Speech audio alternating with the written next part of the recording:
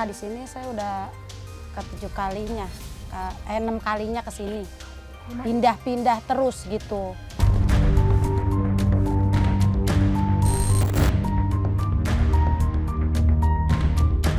Ada 3 kampung yang kami tengari sudah hilang. Yang tadinya ada Beting Cermai, Beting Tinggi, dan Beting Encre itu udah nggak ada sekarang. Yang huniannya tidak ada ratusan rumah lah yang harus pindah terusir dari kampung halaman mereka.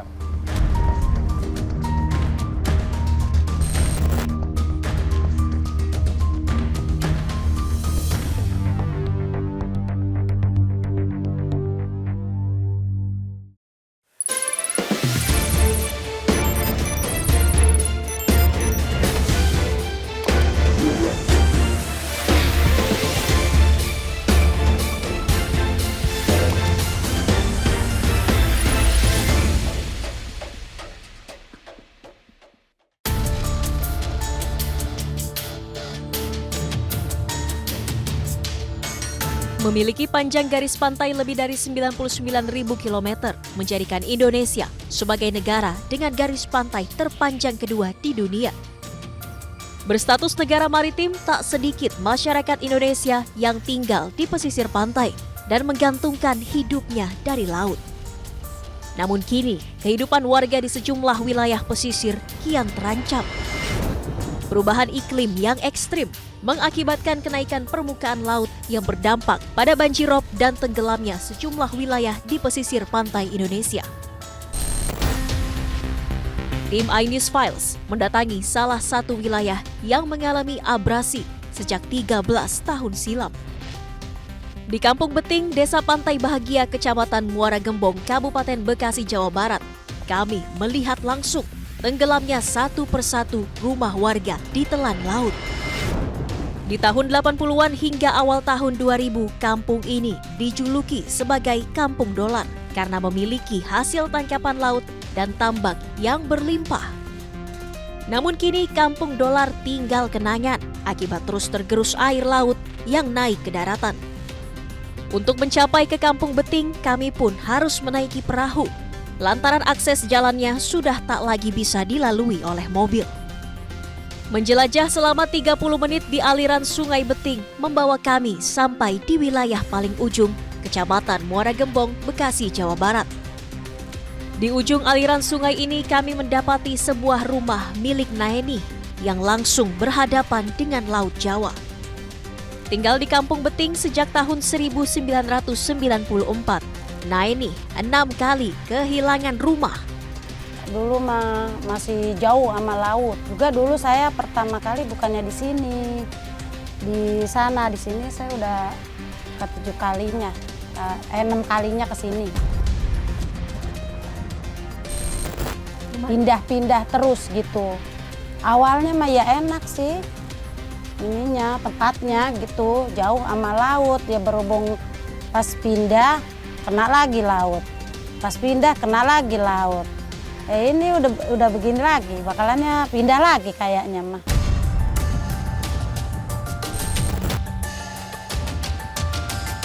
Di rumah yang nyaris tenggelam ini, Naeni tinggal berdua bersama sang suami yang bekerja sebagai nelayan.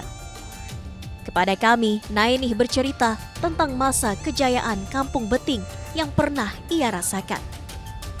Jika di tahun 90-an hasil tangkapan ikan suaminya melimpah, namun kini hanya ikan-ikan kecil yang bisa didapatnya. Kalau sekarang mana nggak bisa ditentuin. Kemarin aja dapat cuma 29.000. Dibakar beli bensin aja juga sama rokok dah kagak kebeli. Nggak seperti kayak dulu lah zaman ibu tambak. Sebagian zaman tahun 94 tuh ya, ibu pindah kemari. Pagi aja lagi tambak masih dapat 300.000. Duit berharga satu hari. Pagi dulu, kalau sekarang mau boro-boro.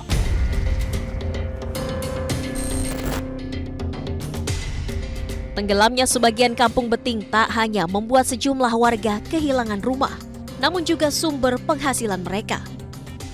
Dahulu Naeni sempat bekerja sebagai pekerja tambak udang. Namun kini tambak-tambak tersebut terendam air laut. Kini, Naeni hanya bisa bergantung pada tangkapan ikan suaminya yang tak seberapa. Ikan diolah Naeni menjadi ikan asin, lalu dijual seharga Rp25.000 per kilogram. 3 tahun lalu ada 3 rumah yang masih berdiri tak jauh dari rumah Naeni. Namun kini rumah-rumah tersebut telah terendam air laut. Bukan tak mungkin tahun depan air laut juga bisa menenggelamkan rumah Naeni yang kini jaraknya hanya sejengkal dari laut. Berhadapan langsung dengan laut membuat Naeni terbiasa menghadapi air pasang. Kalau namanya punya rasa takut, punya. Cuman kan kita hati-hati aja gitu. Yang namanya manusia rasa takut juga ada. Gitu. Kalau lagi pasang gede nih kan sampai nih ke kolong ya. Nah kita tuh kalau di atas malam udah kita tunggu dulu gitu di atas malam. Kecuali kalau siang. Kalau di atas malam kan takut ya, tinggal lari kita jalan di atas perahu larinya.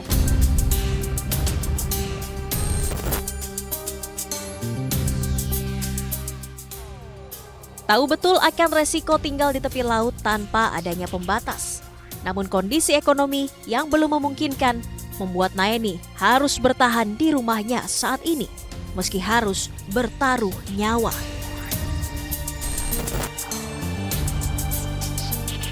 Hingga saat ini sedikitnya 300 rumah warga dan 2.400 hektar lahan di Muara Gembong telah tenggelam akibat abrasi. Lantas, bagaimana nasib warga ke depannya? Sesaat lagi tetap di iNews Files.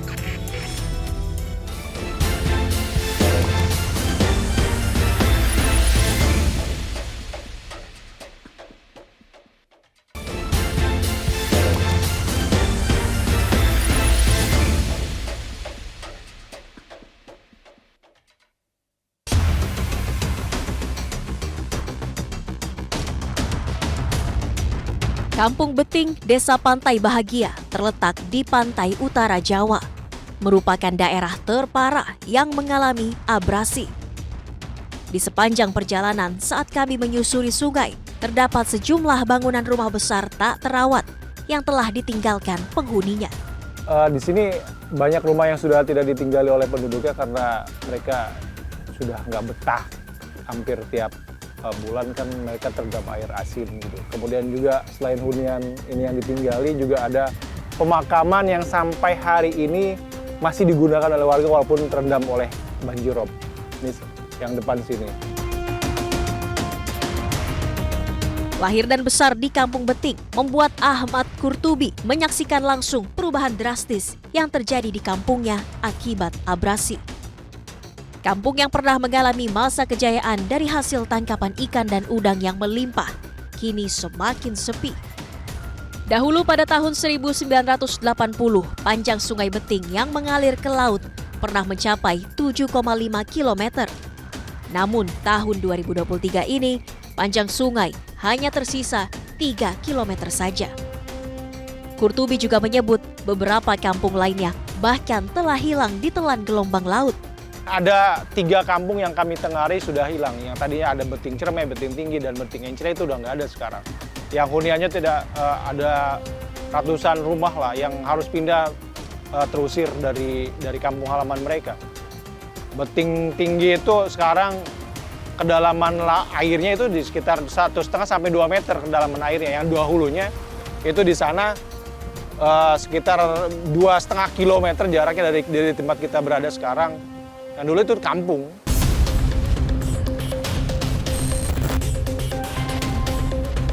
Abrasi telah berdampak terhadap 300 rumah warga Kampung Beting, baik itu akibat terkikis air laut maupun yang ditinggalkan pemiliknya.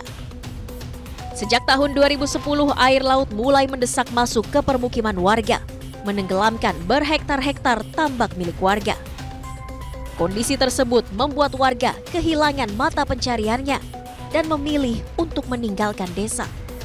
Sekarang tambak mereka itu tidak bisa, kalau dulu waktu masih produktif, mereka bisa panen udang dan ikan. Udang itu tiap hari dan ikan bandeng itu setiap 3 bulan atau 4 bulan sekali panen bandeng. Tapi hari ini mereka tidak bisa menghasilkan, tidak bisa memanen lagi karena tambak mereka sudah menyatu dengan laut.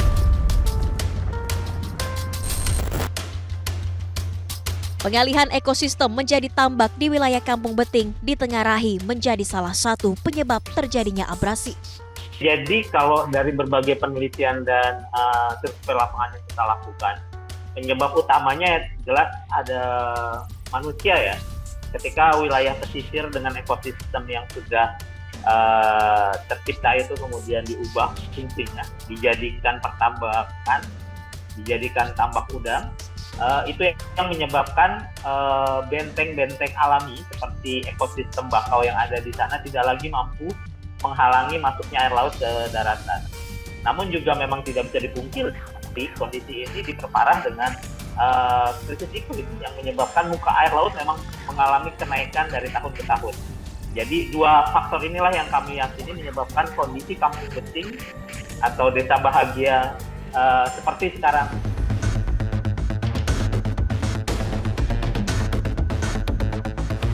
Di Kecamatan Muara Gembong setidaknya ada 2.400 hektar lahan yang telah habis terkena abrasi. Sementara untuk Desa Pantai Bahagia, sebanyak 1.800 hektar lahan terkena abrasi.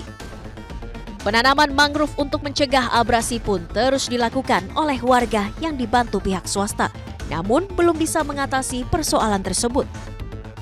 Meski telah alami abrasi lebih dari 10 tahun dan berdampak pada ratusan warganya, namun hingga kini belum ada tindakan serius dari pemerintah untuk menghentikan abrasi di wilayah ini. Jika terus dibiarkan, bukan tidak mungkin keseluruhan wilayah ini akan hilang dan tenggelam akibat abrasi dan kenaikan permukaan air laut. Kalau secara spesifik belum, untuk bantuan yang terdampak abrasi belum ada sama sekali.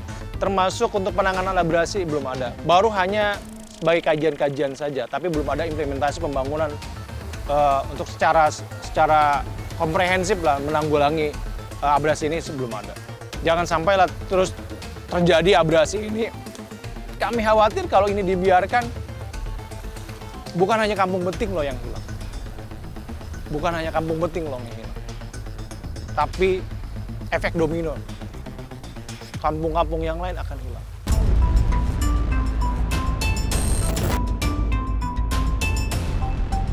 Berdasarkan peta prediksi Climate Central, sejumlah wilayah di pesisir Indonesia terancam tenggelam pada tahun 2050 mendatang. Mulai dari Medan di pesisir Sumatera Utara, Banjarmasin di Kalimantan Selatan. Sementara hampir keseluruhan daerah di pantai utara Jawa juga terancam tenggelam.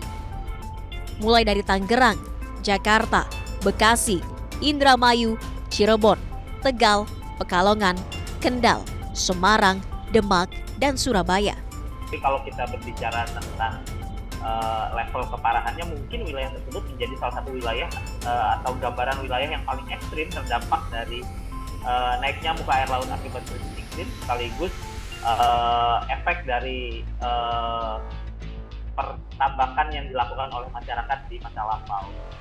Dan proses penanaman bakau yang dilakukan oleh masyarakat sekarang bahkan tidak mampu mengembalikan ekosistem yang ada saat ini. Mungkin dibutuhkan puluhan tahun dengan proses yang lebih keras lagi, penanaman yang lebih masif untuk bisa menjadikan wilayah pesisir tersebut layak lagi untuk ditinggali.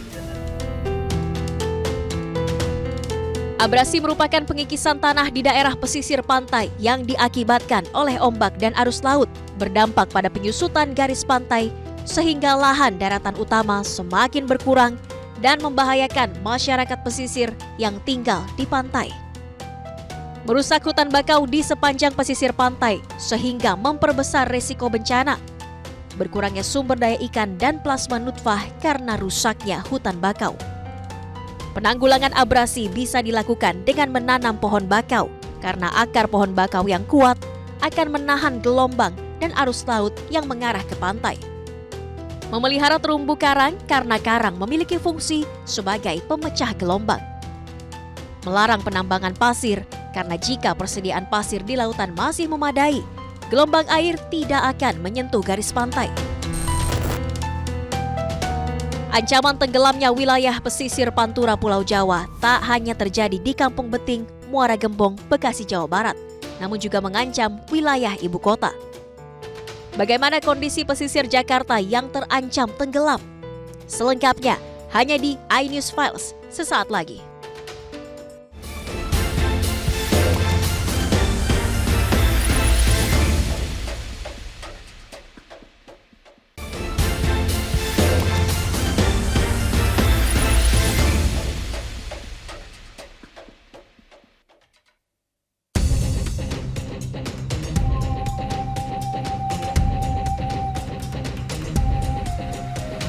Di tengah belantara beton kota dan kemegahan gedung-gedung pencakar langit yang berdiri kokoh, Jakarta dihantui bencana besar.